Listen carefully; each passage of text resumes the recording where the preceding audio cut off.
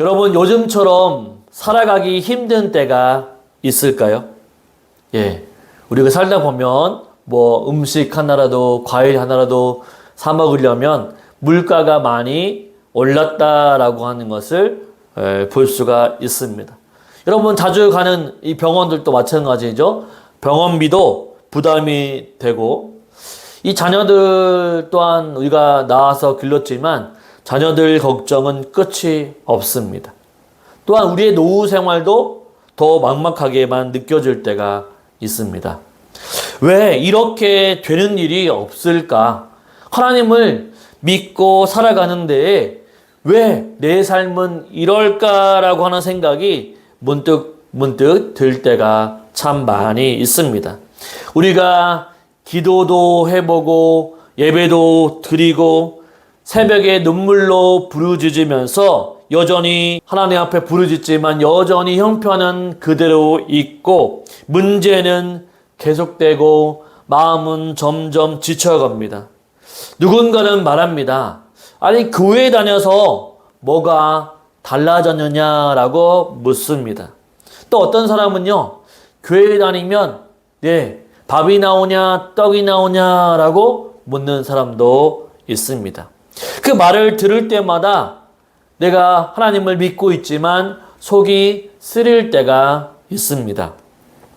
그렇게 말하는 사람도 서글프지만 가끔은 내 안에마저도 그런 말이 스치듯이 떠오를 때가 있습니다.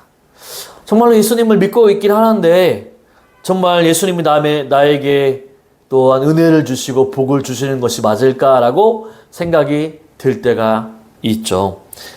나도 모르게 신앙이 흔들리는 것입니다. 정말 내가 믿는 이 길이 맞는 것일까? 나는 정말로 하나님께서 주신 복된 삶을 살아가고 있는 걸까라고 하는 이런 질문 앞에 서면요, 마음이 삽잡해지고 또한 신앙을 지킨다는 것이 벽을 붙잡는 것처럼 느껴질 때가 있습니다. 그럴 때 우리를 붙잡아 주시는 말씀이 분명히 있죠. 오늘 본문의 말씀입니다. 하나님은요, 이렇게 말씀하시죠. 하나님은 우리가 복 받기를 원하시는 분이십니다. 그냥 잘 되기를 바라시는 것이 아니라 우리가 말씀대로 살 때에 하나님이 주시는 귀한 복이 따라올 수 있도록 그렇게 작정하신 분이십니다.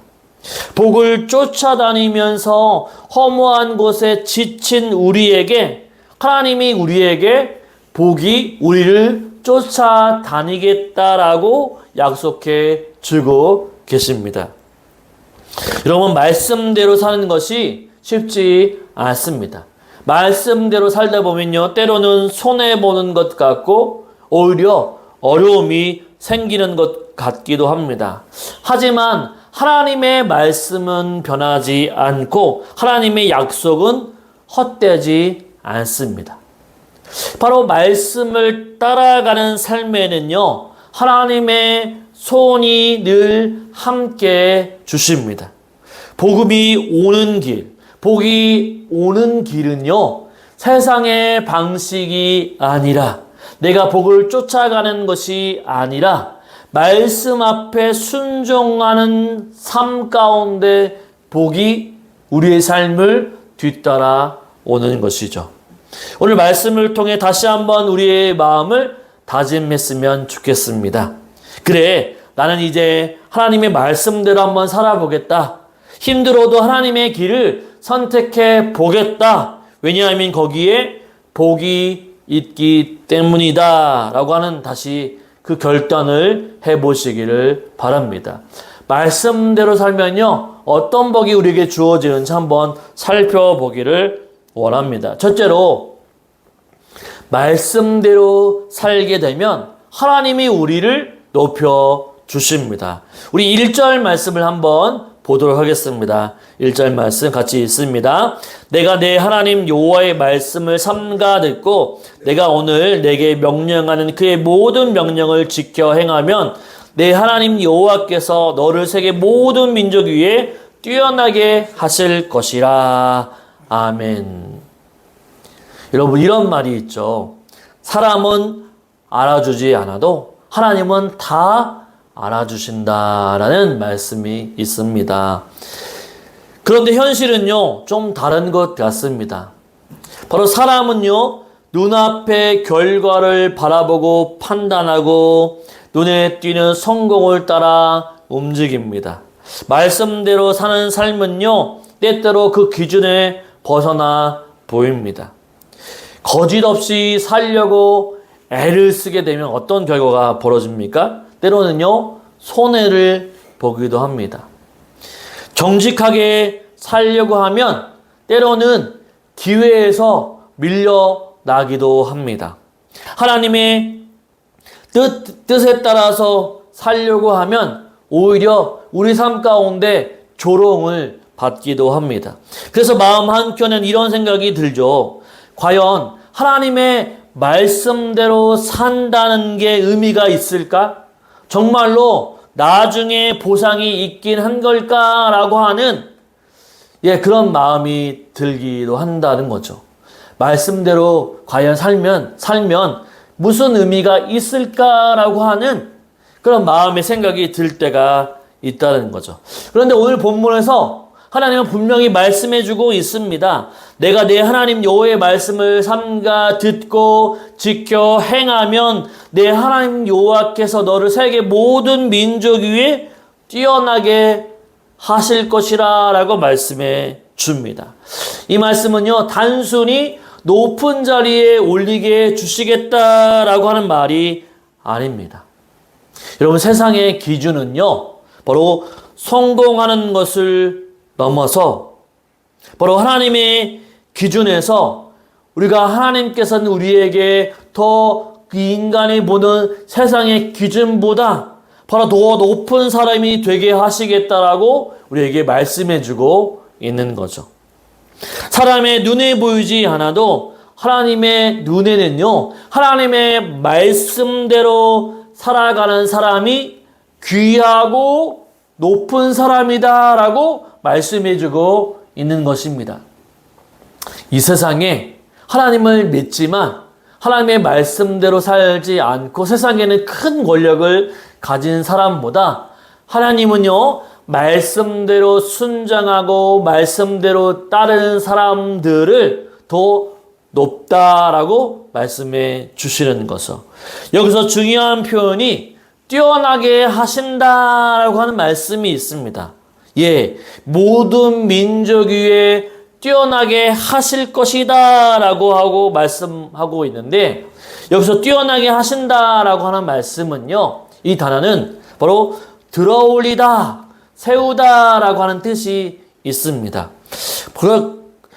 그 뜻은요, 말씀대로 살아가는 사람을 하나님께서 친히 들어 올리시고 세상 가운데서 빛나게 해주시겠다라고 말씀하고 있는 거죠. 우리는 흔히 높은 자리에 오르기 위해서 발버둥을 치고 있지만 성경은요, 반대로 말씀해 주고 있습니다. 무엇입니까? 낮아지는 자를 하나님이 높여주신다라고 말씀하고 있고, 말씀 앞에 순종하는 자를 하나님이 들어서 사용하신다라고 성경은 이야기하고 있는 거죠.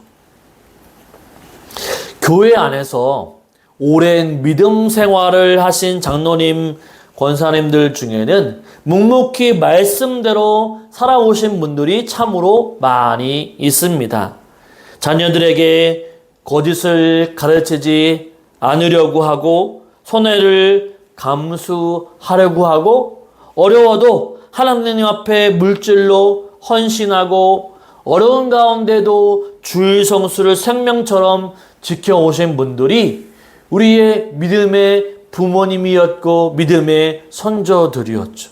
그들은요, 하나님의 말씀이 나온 대로 실천하려고 순종하려고 했던 사람들이었습니다. 그 삶이 때로는 조용하고 티도 나지 않았지만 하나님은 분명히 결코 그 삶을 외면하지 않으셨죠. 오히려 세상의 사람들보다 더 귀하고 때가 되면 하나님이 그를 더 높이시는 것을 볼 수가 있습니다. 지금 내가 하고 있는 선택이 아무리 의미 없이 보일 때가 있습니다. 우리가 이런 순간이 있죠. 내가 누군가 나를 열받게 하는데 조용히 참는 순간이 있을 수 있습니다. 누군가는 부정을 얘기하지만 나는 정직하게 행할 때가 있습니다. 남들 다 건너뛰는 자리에서 끝까지 양심을 지킬 때가 분명히 있다라고 하는 거죠. 왜냐하면 내가 예수님을 믿는 사람이기 때문에 내가 정직해야 되고 더 깨끗해야 되고 더 순결해야 된다고 하는 모습으로 그 말씀 때문에 그렇게 행동하게 되는 거죠. 그러나 그것이 바로 하나님 앞에서 낮은 자의 길이 아니라 높은 자의 길이라고 하는 거죠. 하나님의 시선은요, 세상의 기준과 다릅니다. 사람들이 칭찬하는 것은요, 잠깐입니다.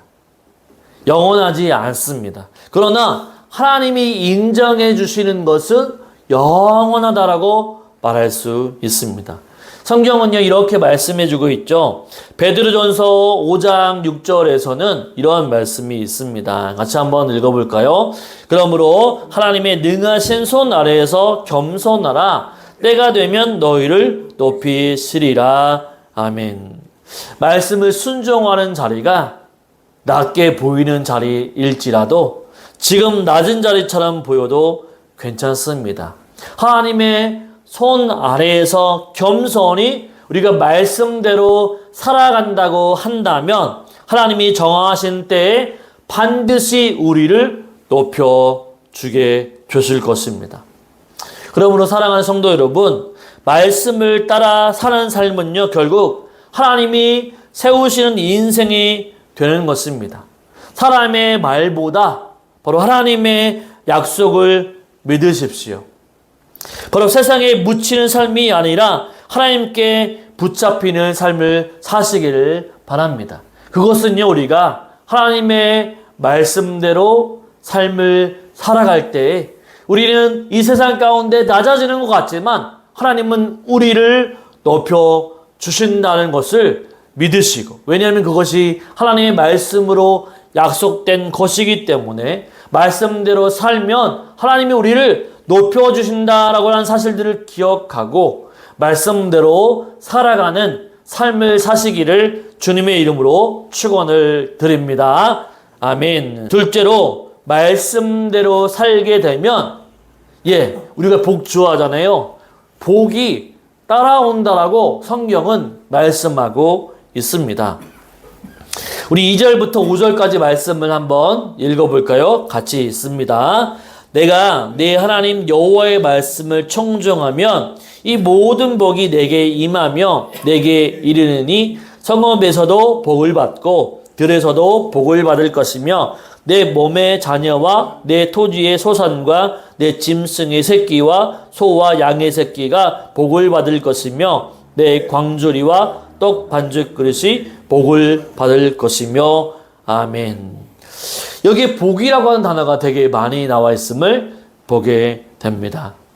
우리가 살아가면서 복이라는 단어를 자주 듣게 되죠. 신년 새해가 되면 새해 복 많이 받으십시오 라고 이렇게 축하를 드리기도 하고 덕담을 하기도 합니다. 때로는 복 많이 받으세요. 이번 주도 복된 한 주가 되세요 라고 우리가 또 서로 이렇게 얘기하면서 덕담을 나누기도 하죠.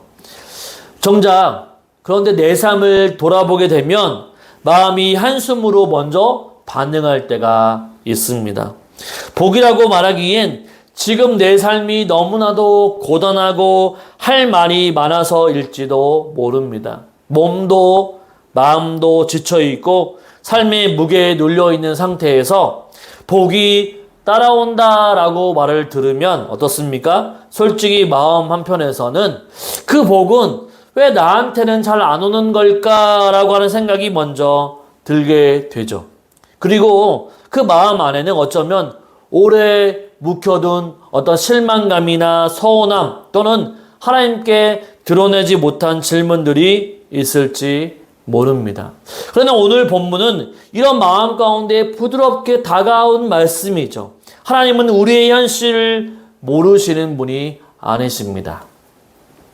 하나님은요, 광야 같은 인생길을 지나고 있는 우리에게 단순한 위로나 추상적인 말이 아니라 구체적인 약속을 우리에게 던져주고 있는데, 그 약속은 이 모든 복이 내게 임하여 내게 이르리니라고 하는 말씀을 우리에게 가르쳐주고 있습니다.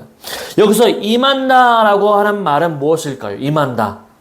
예, 어떤 복이 임한다, 떨어져서 나에게 온다, 이 오다라고 하는 그 단어로 끝나는 것이 아니라, 오다가 아니라 뒤쫓아 따라온다, 덮친다라고 하는 뜻이 있습니다. 즉, 내가 애써서 복을 쫓아가지 않아도 하나님의 말씀에 귀를 기울이고 그 말씀을 따라 살아가면 복이라고 하는 것이 어느 순간 내 삶을 뒤덮쳐서 찾아온다라고 하는 거죠. 내가 세상의 복을 따라 막 쫓아가라고 하는 것이 아니라, 성령의 복은요, 내가 하나님의 말씀대로 살아가면 그 복이 내게 어느 순간에 복이 나를 덮친다라고 하는 거죠. 네, 내가 이 세상의 복을 따라가지 않아도 하나님의 말씀대로 순종하게 되면 어떤 순간에 하나님의 복이 내게 임하게 됩니다. 본문은요, 그 복이 추상적인 것이 아니라 삶의 매우 구체적인 영역에 하나님의 복이 임한다라고 말씀해주고 있습니다. 어떻습니까? 본문에 성읍에서도 복을 받고 들에서도 복을 받을 것이며 라고 말씀하고 있는데, 이 말씀은 무엇입니까? 예전에 성읍이라고 하는 것이 지금의 도시이죠. 그리고 들, 바로 시골, 이런 것들이라고 말할 수 있습니다. 하나님은요, 도시든 시골이든 사업장이든 밭이든 우리가 어느 곳에 있든지 하나님이 함께 하시고 그곳에 복을 허락해 주시겠다라고 말씀해 주고 있는 거죠. 또한 내 몸의 자녀와 내 토지의 소산과 내 짐승의 새끼와 양의 새끼가 복을 받을 것이며 라고 하는 말씀은요, 바로 우리의 다음 세대 수고의 열매, 생명의 순환까지도 하나님이 책임져 주시겠다라고 하는 약속이죠. 토지, 소산, 짐승의 새끼와 양의 새끼, 하나님이 내 모든 것들을 책임져 주실 것이다 라고 하는 약속입니다.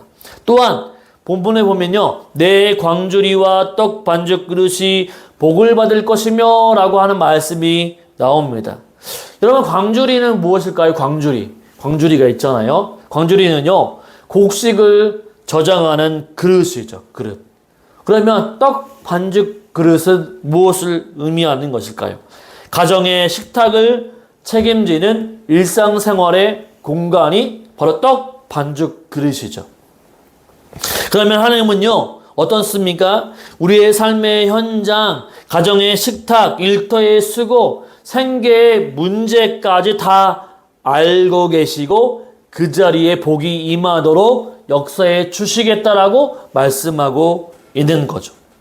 예, 광주리, 곡식을 저장하는 그 생명체, 그리고 떡 반죽 그릇, 우리가 식탁을 나누는 그 일상의 생활의 공간, 모든 것까지 하나님이 책임져 주시겠다라고 얘기하고 있습니다.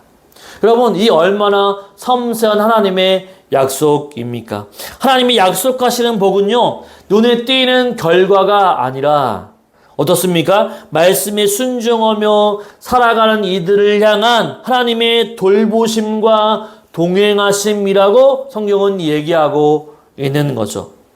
세상은요, 우리에게 복 받으라고 한다면 더 많이 가져야 한다라고 말하고 있지만, 하나님은요, 바로 복은 말씀을 따라 살아갈 때 온다라고 분명히 얘기하고 있는 거죠. 그렇다고 한다면 우리는 이렇게 질문해 보면 좋을 것 같습니다. 나는 복을 쫓아 살아가고 있는가? 아니면 이 세상의 복이 아니라 말씀을 따라 살아가고 있는가? 복을 붙잡으려고 애쓰느라 지친 삶을 살아가고 있는가? 아니면 말씀을 붙들면서 하나님과 동행하려고 애쓰며 노력하고 있는가? 질문해 봐야 합니다. 사랑하는 성도 여러분, 복은요, 우리가 목적이 아니라 결과라고 말할 수 있습니다. 말씀을 사랑하고 말씀에 귀를 기울이고 말씀대로 하루하루 살아가다 보면 그 삶의 뒤를 복이 따르게 되어 있다라고 하는 거예요. 하나님의 말씀대로 살면, 일단 살게 되면 결과적으로 하나님의 복이 우리를 뒤쫓아 온다라고 하는 거죠. 그 삶의 복이요, 때로는 속도가 느릴 수 있습니다. 지금 당장 티가 안 날 수 있습니다. 그러나 말씀에 순종하는 그 걸음 한 걸음 한 걸음을 하나님은 기억하시고 어느 순간에 복이 그 삶을 뒤덮어질 수 있도록 하나님 복을 주신다라고 성경은 이야기하고 있는 거죠. 그래서 시편 23편 6절에 다윗은 이렇게 고백하고 있습니다. 같이 한번 읽어볼까요? 같이 읽습니다. 내 평생의 선하심과 인자하심이 반드시 나를 따르니 내가 여호와의 집에 영원히 살리로다. 아멘. 내 평생의 선하심과 인자하심이 반드시 나를 따른다라고 말씀하고 있는 거죠. 우리가 저번에도 얘기했듯이 따른다라고 하는 것은 무엇입니까? 쫓아온다. 내 뒤에서 따라 붙는다라고 하는 거예요. 내가 하나님의 뜻대로 살아가게 되면 바로 주님의 인자하심이 또한 선하심이 내 뒤를 쫓아오고 또한 나를 뒤에서 따라 붙는다라고 하는 거죠. 하나님의 복은 그렇게 말씀을 따라 사는 자의 뒷모습을 따라가는 은혜입니다. 내가 복을 막 따라가려고 말씀을 지키는 것이 아니라 말씀을 지키고 말씀대로 살아가다 보면 하나님의 복이 어느 순간에 나에게 임하게 된다라고 성경은 분명히 이야기하고 있는 거죠. 지금 이 자리에서 우리가 해야 할 일은 바로 하나입니다. 하나님의 말씀대로 오늘 작은 것이라도 순종하며 말씀대로 사는 거죠. 그것이 바로 복이 머무는 자리입니다. 오늘 또 말씀을 붙잡고 묵묵히 그 길을 걸어갈 수 있는 저와 여러분의 삶이 되시기를 주님의 이름으로 축원을 드립니다. 아멘. 셋째로 말씀대로 살면요, 삶 전체, 우리의 삶 전체가 복되다라고 성경은 이야기하고 있습니다. 우리 6절 말씀을 한번 읽어볼까요? 6절 말씀 같이 읽습니다. 내가 들어와도 복을 받고 나가도 복을 받을 것이니라. 아멘. 여러분, 아침에 우리가 눈을 뜨고 일어나게 됩니다. 평소처럼 세수를 하고 옷을 챙겨 입습니다. 오늘 또 우리가 어떤 순간에는 집을 나서죠. 병원에 가는 날도 있고 시장에 들릴 날도 있고 마당에 나가 잠깐 바로 바람을 쐬는 날도 있습니다. 어떤 날은요, 기운이 없고요. 어떤 날은요, 할 일이 너무 많아서 바쁜 날도 있고 어떤 날은요, 그저 조용히 지나가는 일도 있습니다. 이렇게 우리는 매일 나가고 또 집으로 돌아오게 되죠. 그런데 오늘 말씀은 그 일상적인 걸음 하나하나를 향해서 놀라운 약속을 해주십니다. 내가 들어와도 복을 받고 나가도 복을 받을 것이니라. 우리는 흔히 복을요, 어떠한 특별한 일에서 찾습니다. 내가 로또를 한 장 샀는데 그것이 당첨이 돼서 큰 돈을 버는 거, 그것이 복이라고 생각해요. 또 어떤 분은요, 어떻습니까? 우리 자녀가 잘 되는 것을 복이라고 생각합니다. 복 받았다 한다고 한다면 어떻습니까? 병이 나았다라고 하는 것, 돈이 생기는 것, 일이 잘 풀리는 것처럼 보이는 결과만을 우리는 복이다라고 생각을 합니다. 하지만 하나님은요, 그렇게 말씀하지 않죠. 복은요, 특별한 순간에만 있는 것이 아니라 평범한 일상 속에서도 함께하는 은혜라고 성경은 이야기하고 있습니다. 여기서 복이 들어오고 나가고 하는 그런 말씀이 있는데 이것은 단순한 이동만이 아니라 우리의 삶 전체의 흐름을 나타내는 말입니다. 아침과 저녁, 외출과 귀가, 시작과 끝, 고요함과 분주함, 성공과 실패, 기쁨과 슬픔, 그 모든 순간에 바로 하나님은 복이 있다라고 말씀해주고 있는 거죠. 즉 말씀대로 살아가는 사람의 삶 전체가 하나님께 맡겨진 삶이고 하나님의 복이 머무는 자리라는 뜻입니다.